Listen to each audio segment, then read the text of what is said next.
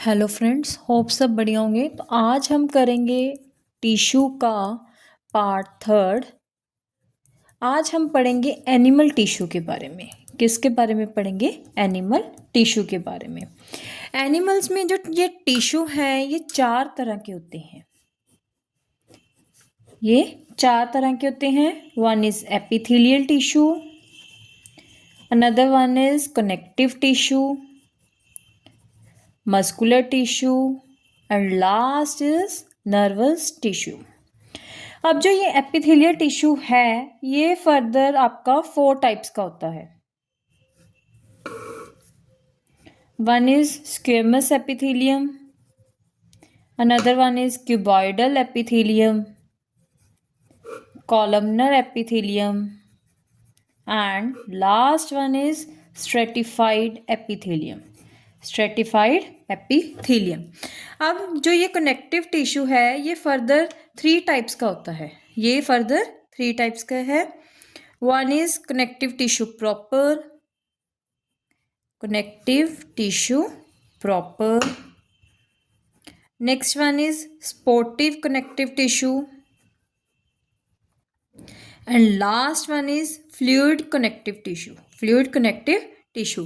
अब ये भी आगे फर्दर टाइप्स के होते हैं। जब हम कनेक्टिव टिश्यू के बारे में पढ़ेंगे तब हम इसके जो पार्ट्स हैं उनके बारे में भी पढ़ेंगे। अब मस्कुलर टिश्यू भी फर्दर 3 टाइप्स का है। One is striated, another one is unstriated and last one is cardiac muscles. Last one is cardiac muscles. अब हम पढ़ेंगे एपिथेलियल टिश्यू के बारे में। किसके बारे में पढ़ेंगे? Epithelial tissue.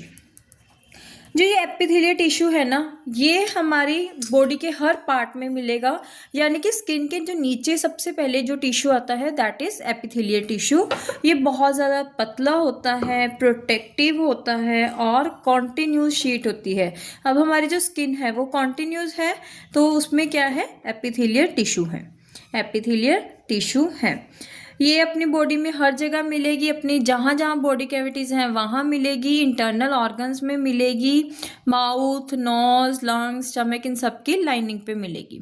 अब जो ये एपिथेलियल टिश्यू है ना ये इसकी डिफरेंट डिफरेंट शेप है। फ्लैट भी हो सकते हैं, क्यूबॉइड शेप के भी हो सकते हैं एंड कॉलमनर के भी हो सकते हैं। अब इसका काम क्या है? प्रोटेक्शन का। क्या क्या फंक्शंस हैं इसके? प्रोटेक्शन का, क्योंकि ये स्किन के अंडर हैं। उसके बाद एब्जॉर्प्शन का या फिर सिक्रीशन का। क्यों? क्योंकि ये इंटेस्टाइन में प्रेजेंट है। और सेंसरी परसेप्शन, क्योंकि ये स्किन में है तो स्किन में हमें पता चल जाता है ना कि ये गर्म है, ये ठंडा है। ये किसकी वजह से है? एपिथेलियल टिश्यू की हेल्प से है। अब हम इसके टाइप्स के बारे में पढ़ेंगे। सबसे पहले हम पढ़ेंगे स्क्वेमस एपिथेलियम के बारे में। किसके बारे में पढ़ेंगे? Squamous epithelium. नाम से ही पता चल रहा है स्क्वेमस मतलब स्क्वायर शेप के होंगे, फ्लैट होंगे। ठीक है। अब इसमें जो न्यूक्लियस है वो क्या होगा? ज़रूर प्रेजेंट होगा। ये क्लोजली पैक्ड होंगे यानी कि ऐसे ऐसे बिल्कुल, मतलब इनमें कोई भी स्पेस नहीं होगी। इनमें न्यूक्लियस भी होगा और इनमें कोई भी स्पेस नहीं होगी। ये कहाँ कहाँ मिलते हैं? माउथ की लाइनिंग में, नेजल कैविटी की लाइनिंग में, ब्लड वेसल्स में, लिम्फ वेसल्स में। इसका काम क्या है? प्रोटेक्शन का। क्या काम है? प्रोटेक्शन का। Next one is cuboidal epithelium. नाम से ही पता चल रहा है क्यूबॉइड शेप के हैं। किस शेप के हैं? क्यूबॉइड शेप के हैं। ये हमारे किडनी ट्यूब्यूल्स में मिलेंगे, सलाइवरी ग्लैंड्स में मिलेंगे, पैंक्रियाटिक ग्लैंड्स में मिलेंगे क्योंकि ये क्यूबॉइड शेप की हैं। Next one is columnar epithelium. नाम से पता चल रहा है ये कॉलम शेप के होंगे। किस शेप के होंगे? कॉलम शेप के। ऐसे ऐसे से होंगे।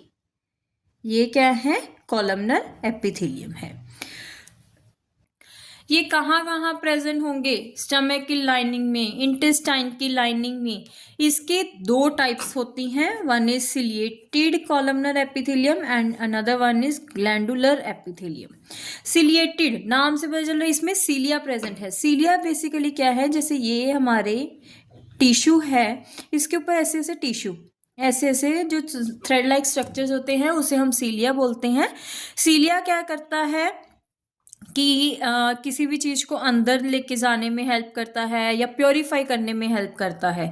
तो सिलिएटेड एपिथेलियम का ये फंक्शन है कि ये अपने जैसे आई लैशेज़ हैं वो उसमें भी क्या है वो भी झपकती रहती हैं। वैसे ही सीलिया क्या करता है कि जो भी अपने बॉडी में कोई फॉरेन पार्टिकल्स हैं उसको अंदर नहीं जाने देगा। Next one is glandular epithelium. नाम से पता चल रहा है ग्लैंड्स में प्रेजेंट होगा। कौन कौन से, जैसे sweat glands, tear glands, liver, इन सब में ये प्रेजेंट होता है। Last one is stratified epithelium. Stratified नाम से क्या है, स्ट्रेटिफाइड एपिथेलियम, ये different different layers, strata means different different layers, मतलब इसकी काफ़ी सारी लेयर्स में ये प्रेजेंट होता है, इसलिए इसे को हम स्ट्रेटिफाइड एपिथेलियम बोलते हैं। ये स्किन में प्रेजेंट है, कॉर्निया में प्रेजेंट है। अब हम पढ़ेंगे मस्कुलर टिश्यू के बारे में। किसके बारे में पढ़ेंगे, मस्कुलर टिश्यू। अब मस्कुलर टिश्यू नाम से ही पता चल रहा है ये कहाँ प्रेजेंट होगा, मसल्स में प्रेजेंट होगा। ये कॉन्ट्रैक्ट करने में हेल्प करेगा, रिलैक्स करने में हेल्प करेगा। ये कितने टाइप के थे, 3 टाइप के थे। One is stratified, striated, next one is unstriated and last one is cardiac muscles. जो स्ट्राइएटेड है इसे हम स्केलेटल भी बोलते हैं, स्ट्राइप्ड भी बोलते हैं और वॉलेंट्री भी बोलते हैं। अब जो अनस्ट्राइएटेड है उसे हम स्मूथ भी बोलते हैं, अनस्ट्रिप्ड भी बोलते हैं एंड लास्ट वन इज इसे हम इनवॉलेंट्री भी बोलते हैं। जो ये कार्डियक है इसे हम हार्ट मसल्स भी बोलते हैं। जो ये इनके अनदर नेम्स हैं ये ज़रूर याद होने चाहिए, कई बार वो डिफरेंस पूछ लेते हैं और जानबूझ के जैसे स्केलेटल, स्मूथ और कार्डियक मसल्स बोल दिया। अगर आपको यही नहीं पता कि स्केलेटल क्या है, स्मूथ क्या है, तो आप कैसे ही वो क्वेश्चन सॉल्व करोगे। अब स्ट्राइएटेड है, नाम से पता चल रहा है इसमें क्या होगा, स्ट्राइएशंस होंगी। जैसे ये है मसल है, इसमें ये ऐसे ऐसे स्ट्राइएशंस होंगी, ठीक है।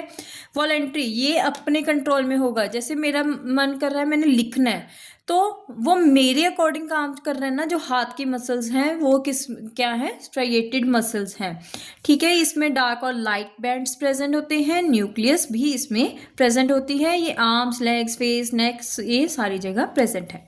Next is अनस्ट्राइएटेड। अनस्ट्राइएटेड नाम से पता चल रहा है कि इसमें कोई भी, जैसे ये लाइंस थी वैसी लाइंस नहीं प्रेजेंट होती, ये अपने कंट्रोल में भी नहीं होता, ठीक है। ये spindle shape, tapering shape, cylinder shape कुछ भी हो सकता है, इसमें सिर्फ एक ही न्यूक्लियस होता है। ये कहाँ कहाँ प्रेजेंट है, आइज में, स्किन में, blood vessels, urinary bladder, uterus, almost ये प्रेजेंट है।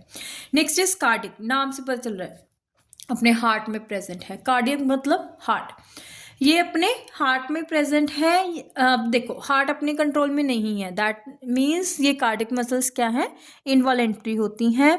इसमें स्ट्राइएशंस भी होती हैं। ये इसमें एक न्यूक्लियस ही प्रेजेंट होता है, यानी कि ये अपने कंट्रोल में नहीं होती, ठीक है। और ये जल्दी जल्दी थकती भी नहीं है। अगर बाय चांस कार्डिक मसल्स ने काम करना बंद कर दिया तो या ह्यूमन बीइंग की क्या हो जाएगी, डेथ हो जाएगी।